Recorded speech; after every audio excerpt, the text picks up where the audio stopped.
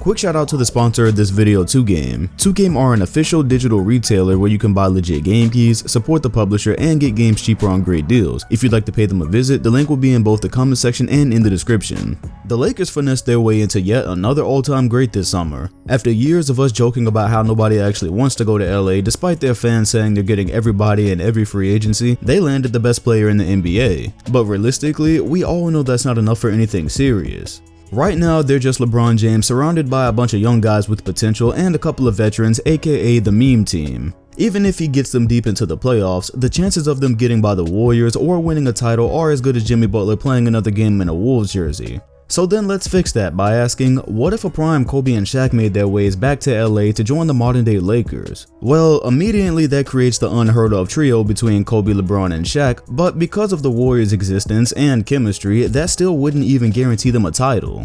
The assumption is that they'd be better than everyone not named the Warriors, of course, but we only have one way to test this. I made Laker fans' wildest dreams come true by tossing this roster together in 2K and letting them play out a full season together in today's league with all the updated rosters, rookies, and with everyone 100% healthy since we can actually control that here. So did Kobe and Shaq draw LeBron James into their feud? Did those two kill each other before the season ended? Or did they just never figure out how to share the ball? Here's how it all went down. The first month of this season was about as pitiful as you'd expect. Basketball is more than just talent on a team, but it's about how that talent actually plays together. Kobe and Shaq was one feud, but adding another ball-dominant star into the mix threw everything off as they only managed a 7-8 record going into mid-November. All of their losses came to great teams such as the Rockets, Raptors, and Wolves, and they even somehow dropped the game to Orlando. However, once they got more floor time together and figured out the pecking order, things got pretty simple. They breezed through the next month of play as they only lost 3 games and massively improved their record to 21-11, while also beating the Spurs 2 more times as DeRozan's LeBron nightmare continued. And the rest of the season pretty much goes down just like that, as few teams have enough in their arsenal to match these 3 on the court, not to mention that Rondo turns out to be the perfect floor general around so much talent the same way he was in Boston. The bigger question is how they'll deal with the Warriors, because all roads to a title automatically lead through them. Their first match comes on Christmas Day, and it immediately becomes clear that with the addition of Cousins, Golden State is still the dominant power of the modern day league. There's no answers for Shaq, but Shaq also doesn't have a place in the defense against them. He's wildly uncomfortable guarding the perimeter, and with 5 shooters on the opposite side of the floor, it's rather easy to force him out of the paint on defense where he's most useful. The Lakers lose by 15, and while they can dominate the rest of the league with no problem, this presents a clear issue for the postseason. Their second game is nearly a month later, and the Lakers squeeze out a 3-point victory, but then lose their third matchup by 4. By this point, they've proven that they can at least play with the Warriors, as they should with 3 top players in history, so that's what matters for the postseason. Despite the slow start, the Lakers managed to crank out 59 wins, which gives them the 4th best record in the NBA and the 3rd best record in the Western Conference. Of course, the Warriors took the best record with 62 wins, but to everybody's surprise, it was the Thunder that placed 2nd with 61. Another MVP season and near triple-double average from Westbrook somehow results in many more wins this time, or maybe the whole Melo thing was just addition by subtraction. The Lakers likely would have placed ahead of them if not for the slow start, but they did build many positive habits during the season. For starters, Rondo led the league in assists at 11 per game, and the offense organized itself perfectly. Kobe, LeBron, and Shaq all hung around 18 points a game, realizing that it wouldn't benefit the team for any of them to go out and be individual scoring machines each night. Because the ball moved so well, with James also pitching in 7 assists a game, the rest of the young guys were able to get more involved too. They take that momentum and team play into the playoffs, where they'll face the Spurs, who they were able to handle rather easily during the regular season. As usual, no DeRozan-led team stands any chance against LeBron, much less with this new super team, and the Spurs are ousted in a quick and painless 5-game series that should have set up a match between Giants with the Thunder.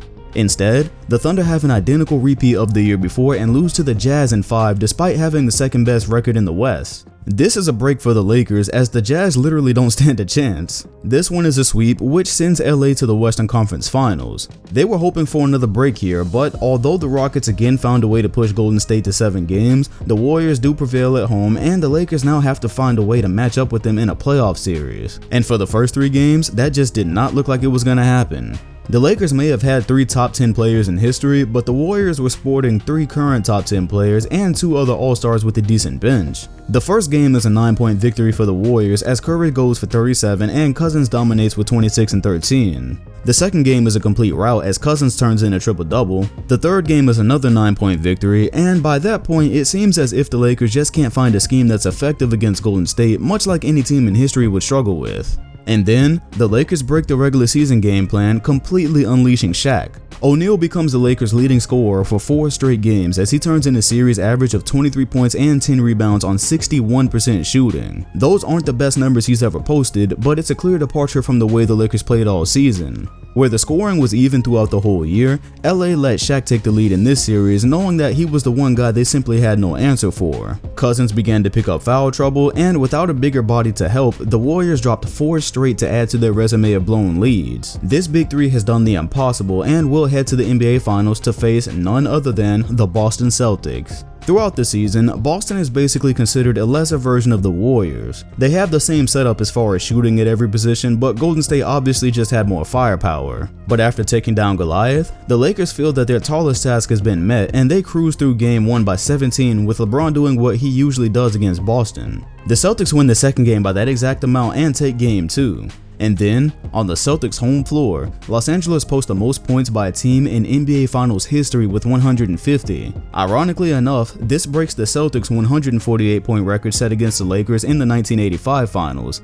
James leads the way with 37 points. To take the fatal 3-1 lead, James again leads the way with an all-around game as the Lakers win by 8. They fail to close out at home, losing a 3-point nail-biter, but ironically enough, close the series out in Boston by a mere 2 points. LeBron James makes history as he's now won a championship and a Finals MVP on 3 different teams. He and Kobe both defeat their nemesis in Boston, and Bryant ties Jordan with 6 championships while Shaq adds to his resume with 5. The Lakers have now officially tied the Celtics in championship banners, and LeBron has bested Kyrie Irving in their first playoff series since he left in 2017. And then Laker fans wake up realizing that this was just a dream and they start to cry. But they're not sad for long because they realize 2Game can help them get great deals for video games. 2Game are an official digital retailer where you can buy legit game keys, support the publisher, and get games cheaper on great deals. If you'd like to pay them a visit, the link will be in both the comment section and in the description. And that's it for this video. Let me know what other what ifs you'd like to see on this channel. Hit the like button, comment, and sub if you enjoyed, and hit the bell next to my name if you want notifications on future videos. Thanks for watching, and I'll see you guys on the next one.